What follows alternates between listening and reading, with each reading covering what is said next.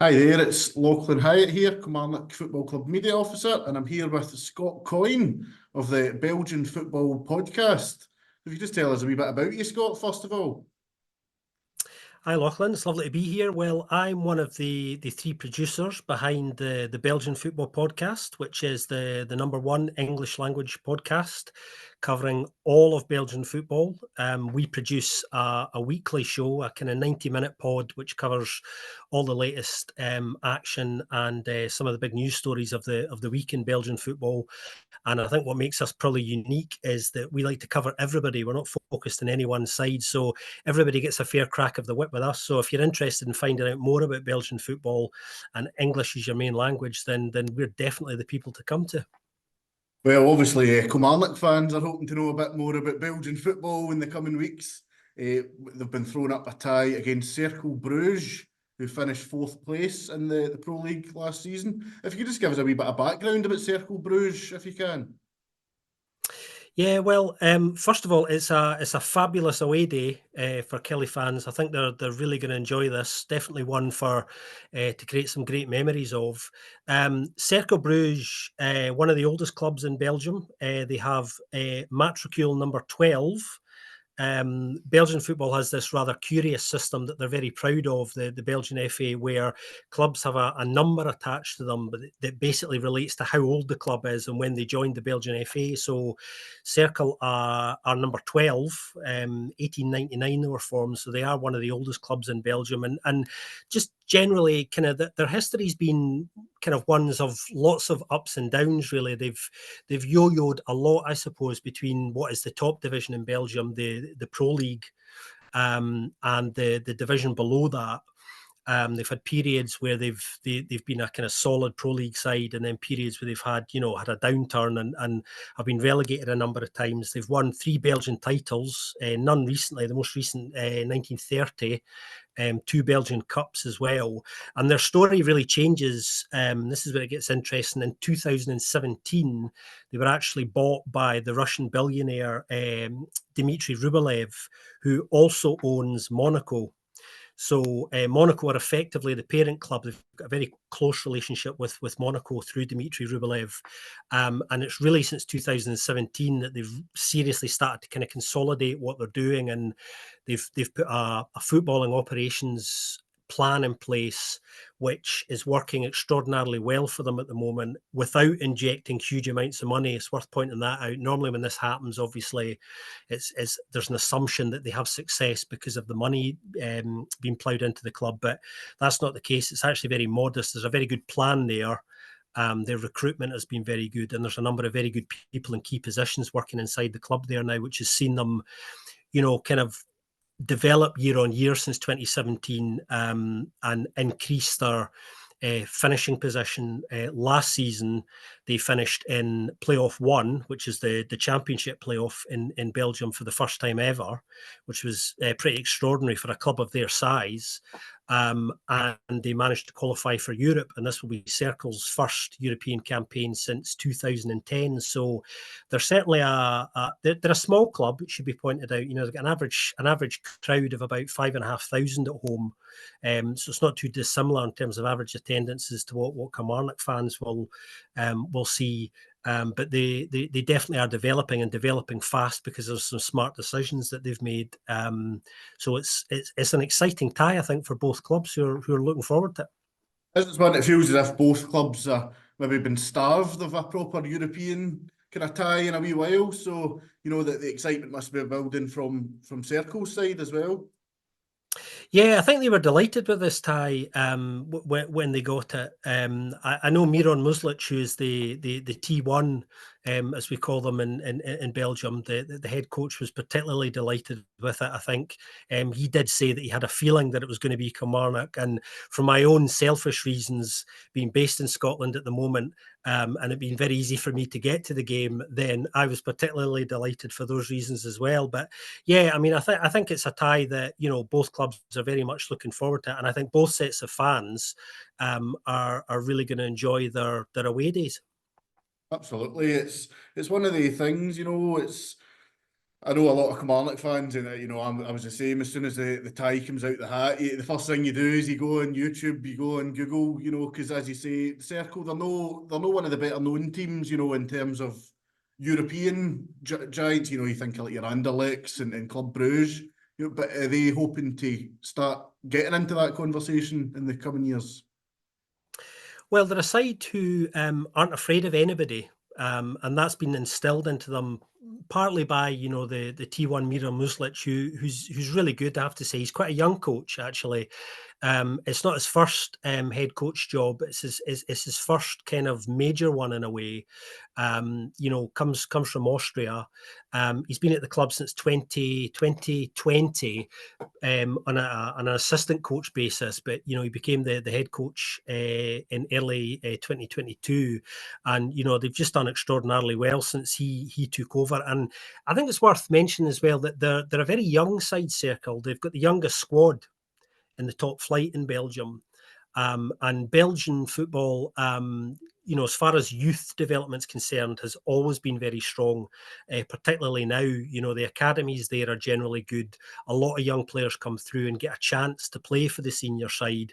And then they, if they're lucky, they get their big moves, and then that money's reinvested back into the cycle at clubs. So the way the infrastructure's set up in Belgium benefits clubs of all sizes. And the traditionally bigger clubs, the Anderlechts, the Club Brugge, who are, of course, Cercle's big rivals in Belgium, they share the Jan Breidel Stadium as well, incidentally.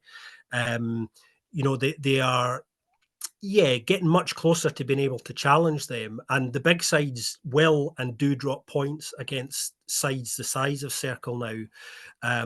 They've managed to find a way of playing which works in Belgium, I think, and that some of the larger sides kind of struggle to cope with sometimes. So they have become real competitors, and it's all the more remarkable when you consider that they have the youngest squad. Those players, you can tell they enjoy playing for Miran Muslic.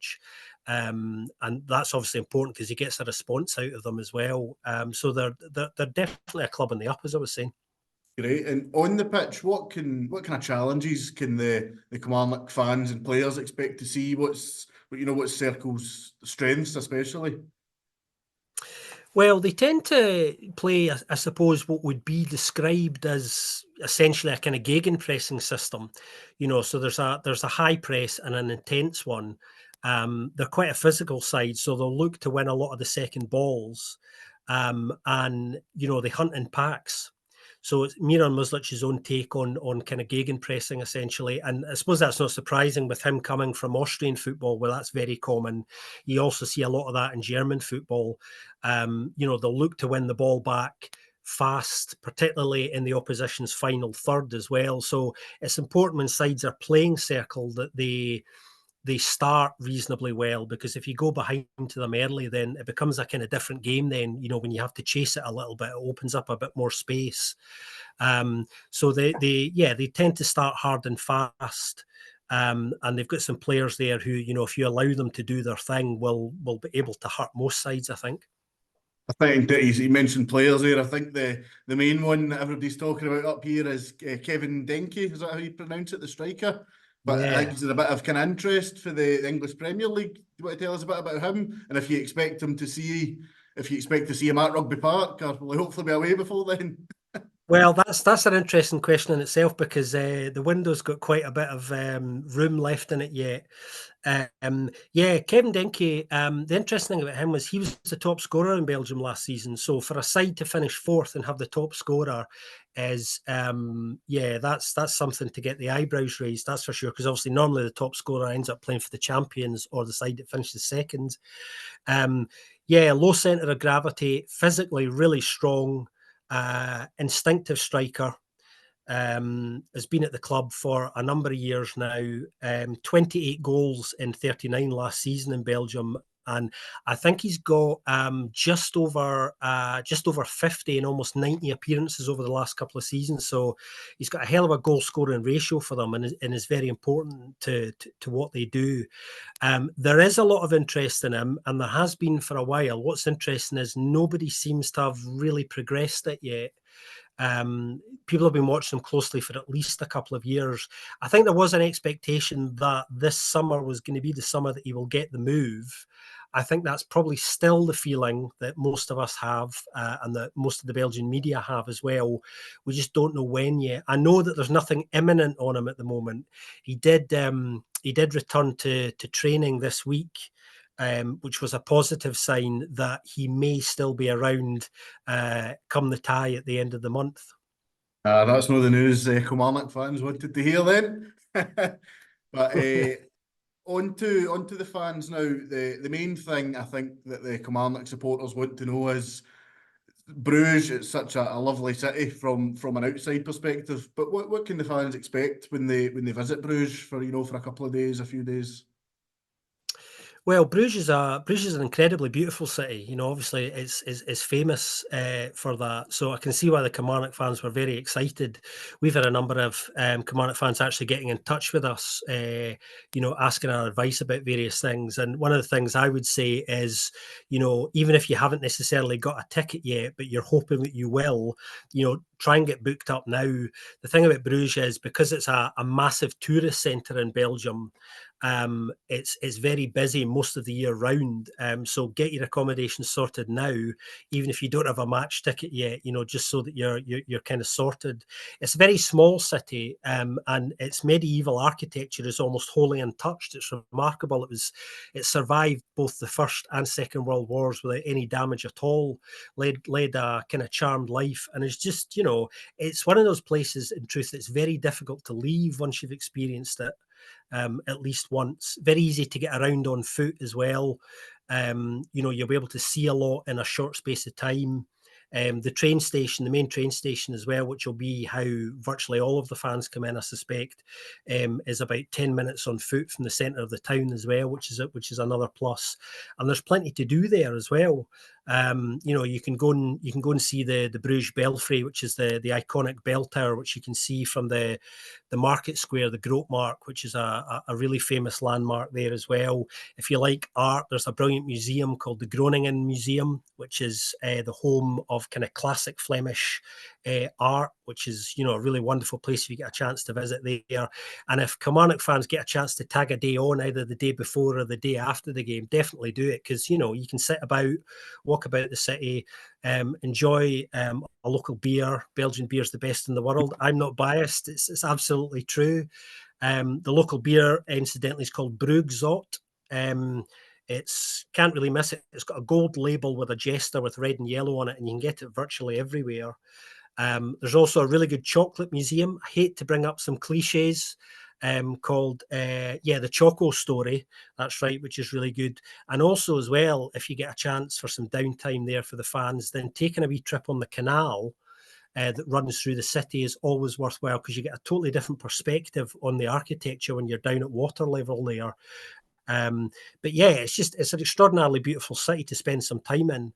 And they're lucky because this is happening during the summer months. So you're probably going to be there when it's quite busy. And hopefully there'll be some good weather for a couple of days as well, because during the autumn, it can be very like Scotland. It can get kind of quite windy and wet, because it's a Northern European city, which is not too far from the coast. You're very close to obviously Ostend and Blankenberg and places like that in Belgium as well.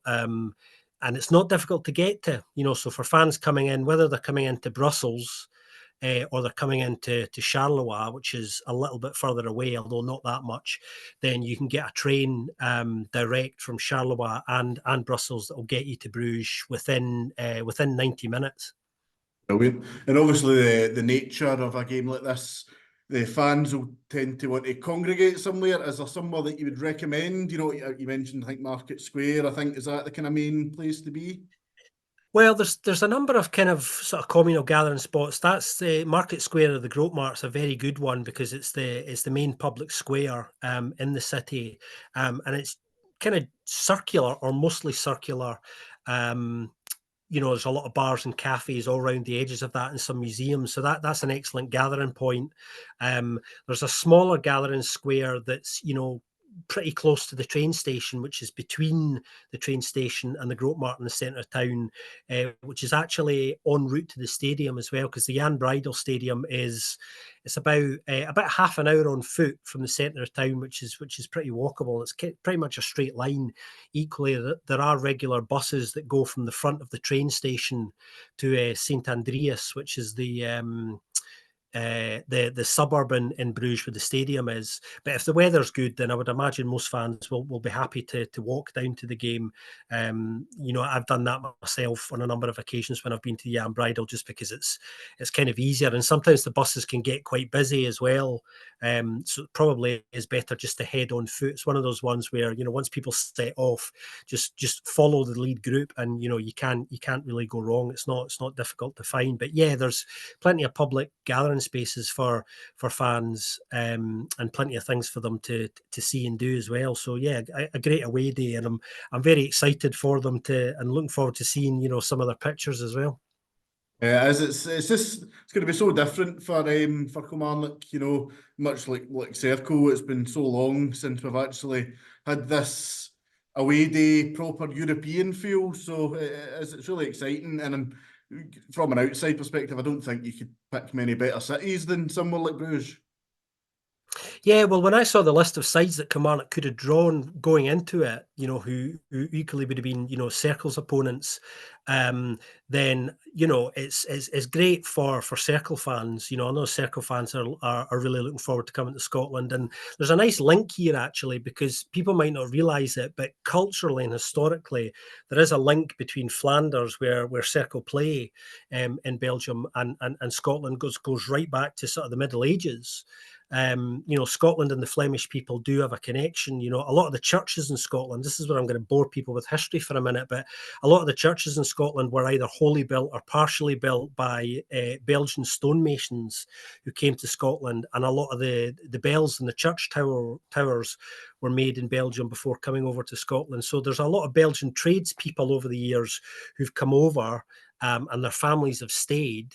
And I, in fact, my partner's side of the family has Belgian ancestry, and her dad actually, he has relatives who came to Scotland as refugees from Belgium during the Second World War, and some of them actually stayed here. So there's actually more of a link between Scotland and particularly this area of Belgium, where Kilmarnock fans are going to be visiting, than kind of people realise. And I think that's one of the reasons why some of the Cercle fans are going to be excited to come to Scotland as well, because they will be very much aware of that, and are looking forward to hopefully tagging a few extra days onto their trip and seeing some more of Scotland when they come here for the first leg. And I'm very excited, because me and the BFP team will obviously be coming down to Rugby Park for the first leg as well. So yeah, exciting times.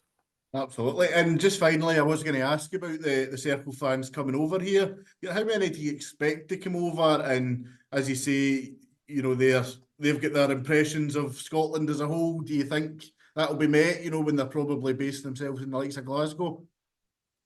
Yeah, well, I would imagine some of them will probably extend their stay a little bit and might stay for a few days, 4 or 5 days, and take the opportunity to, get to some other places in Scotland while they're here as well.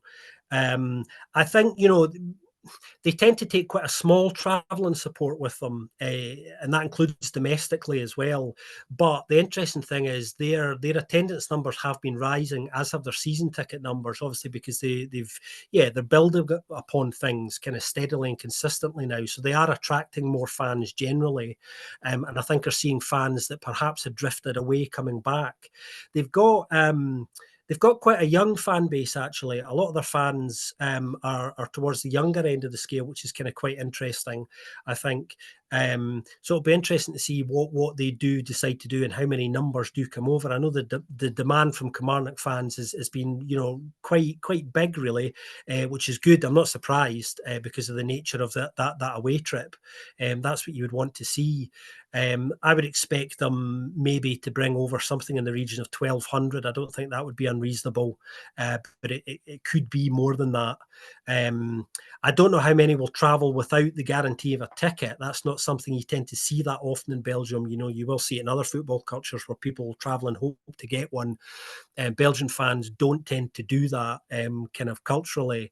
But it's certainly one they're kind of looking forward to. And I know, having been in contact with Cercle over the last few days, that they've not quite finalised all their arrangements yet. But yeah, we're hoping to get along to kind of the pre-match press conferences. I was talking to Cercle yesterday, and I would imagine that Cercle will probably have a light training session at Rugby Park, probably on the Wednesday evening as well. So, yeah, I think I think the tie will see a healthy crowd at both games. That's for sure.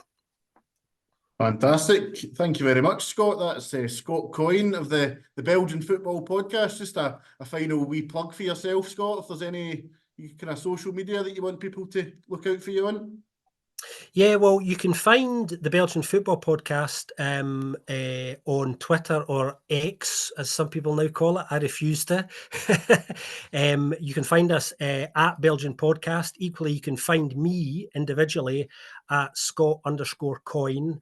And I also have a kind of freelance football consultancy that I run as well. So I do a little bit of work for clubs and players and agents, both here in the UK and for Belgian clubs, focused mainly on Belgian football, called Coyne Consultancy. And you can also find that at Coyne Consultant as well. But like I say, we do a weekly show, a weekly podcast, which will be starting up again very soon for the new season, when we get together to do our big bumper pre-season previews. But before that, we'll have another number of other things coming along, not least of all some coverage of this very exciting tie at the end of the month.